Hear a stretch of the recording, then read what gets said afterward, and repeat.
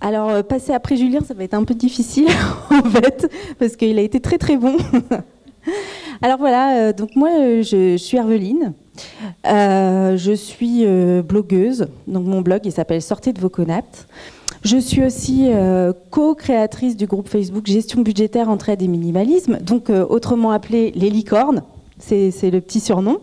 Et je suis aussi auteure d'un livre qui s'appelle J'arrête de surconsommer, donc qui est paru aux éditions Erol, là, au mois de mars. Et je suis parce que j'ai ma moitié de pomme bio qui s'appelle Marie Lefebvre et qui me suit dans tous mes projets, et qui sont d'ailleurs nos projets et qui n'a pas pu être là aujourd'hui, mais qui est un petit peu là dans mon cœur aussi, parce que c'est vraiment avec elle que tout naît, finalement. Et alors nous, finalement, on axe notre action sur les gens et sur leurs problématiques individuelles.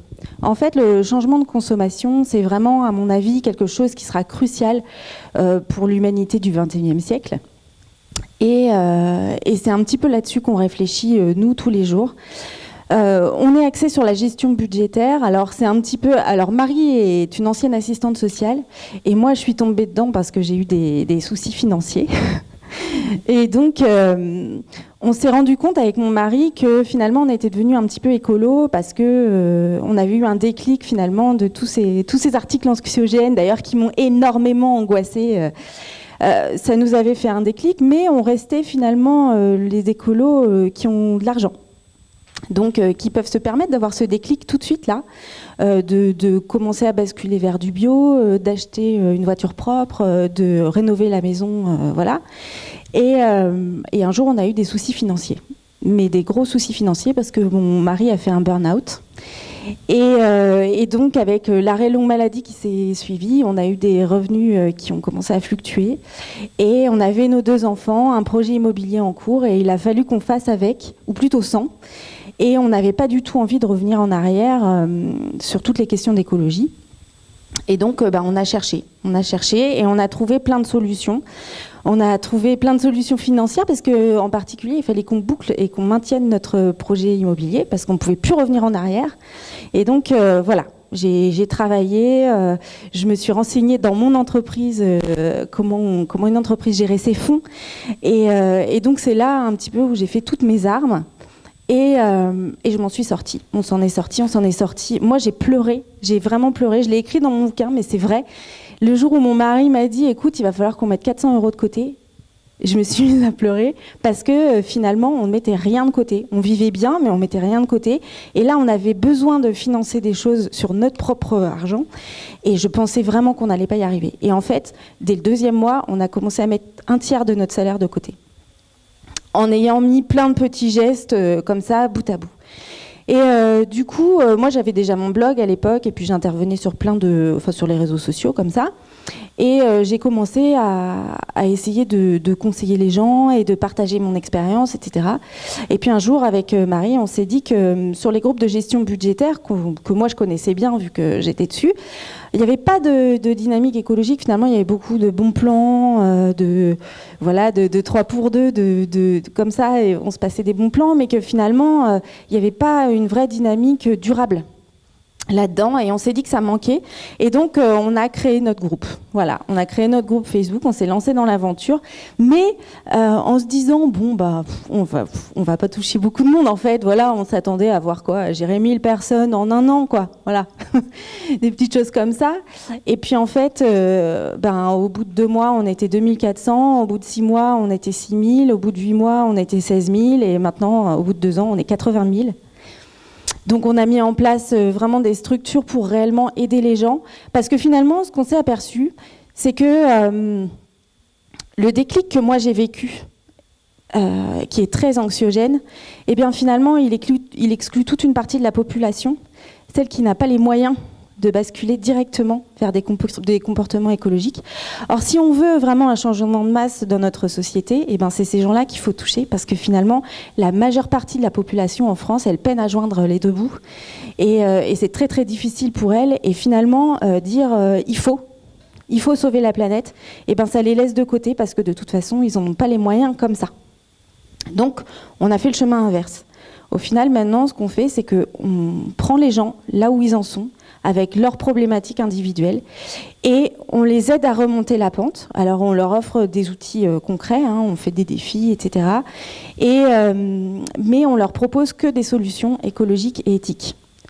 Donc voilà. Donc c'est à la fois c'est à la fois apprendre aux gens à reprendre les rênes de leur budget, et aussi leur apprendre que finalement des économies durables, c'est des économies durables dans tous les sens du terme finalement. Remplacer le jetable, tous les objets jetables par des objets réutilisables, par exemple, c'est des économies énormes. Et on s'est aperçu de 3 choses. Déjà, on s'est aperçu que ça marchait, et c'était pas gagné d'avance parce que finalement, ça reste des expériences individuelles qu'on a vécues, Marie et moi, et on savait pas si ça allait être transposable comme ça sur plein de gens différents, de plein de milieux différents. Et on s'est aperçu que la majorité du temps, ça marchait. On s'est aperçu que les gens avaient un réel gain de bonheur, et ça, c'était vraiment le deuxième effet qui se coule. On s'y attendait pas du tout. On a eu des retours de gratitude absolument énormes, parce que finalement, reprendre la main sur sa vie, ça procure un réel sentiment de bien-être. Et on s'est aperçu que des gens qui étaient très, très, très, très loin des problématiques écologiques, parce que finalement, ils étaient très concentrés sur leur survie, eh bien, après avoir franchi le pas et remonté la pente, eh bien, ils avaient l'esprit beaucoup plus disponible pour s'engager là-dedans, d'eux-mêmes d'ailleurs. Et donc on a eu de très très beaux parcours, et c'était vraiment une aventure qui est très très très chouette.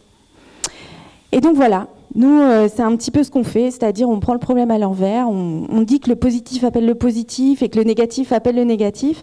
Du coup on évite de partager les articles anxiogènes, puisque de toute façon on n'y coupe pas sur d'autres réseaux sociaux. Mais par contre on partage toutes les initiatives positives, et surtout dans la bienveillance. Je pense que c'est vraiment ça qui nous caractérise. C'est vraiment le fait qu'on veut que les gens aient du respect, et du respect envers eux-mêmes, du respect envers les autres. Et du coup, petit à petit, le respect grignote du terrain. C'est pas qu'ils n'étaient pas respectueux au départ, en réalité. C'est qu'ils étaient vraiment, comme moi, à une époque d'ailleurs, au départ où j'ai eu mes problèmes financiers, je me suis dit, il y a eu un mouvement comme ça où je me suis un peu renfermée sur moi-même en me disant, j'ai que 200 € pour nourrir ma famille de 4 personnes. Donc mon premier réflexe, ça a été d'aller chez Mutant.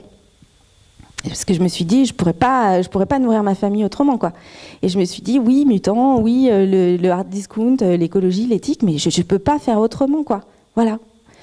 Et du coup, j'ai surtout découvert qu'en fait, on était toujours l'autre de quelqu'un. C'est-à-dire, finalement, la situation dans laquelle j'étais, c'était parce que d'autres que moi avaient eu le même raisonnement que moi, finalement, à se dire, bah, tant pis pour les gens qui travaillent et qui travaillent ou qui ne travaillent pas, qui sont mis au chômage par ces industries qui délocalisent, etc. Tant pis, je ne peux pas faire autrement. Mais du coup, moi, j'en suis moi-même la victime. Finalement, on participe à cette équation-là. Et du coup, remettre l'autre au centre des préoccupations, ça permet d'ouvrir un petit peu, de s'ouvrir au monde et de faire réellement des changements durables dans notre vie, et finalement très très très positifs. Donc voilà. Et du coup, voilà, ça se fait pas en un jour, mais en même temps, on a constaté avec Marie que les gens ont un potentiel de changement absolument extraordinaire. Nous, on a vu des gens changer en quelques mois, alors que moi, par exemple, j'ai mis 2 ans, et Marie un petit peu plus. Et du coup, on voit que quand il y a une dynamique comme ça qui se crée, que le positif appelle le positif, bah, finalement, ça entraîne tout le monde vers le haut. Et voilà, quoi. C'est vraiment très, très, très chouette.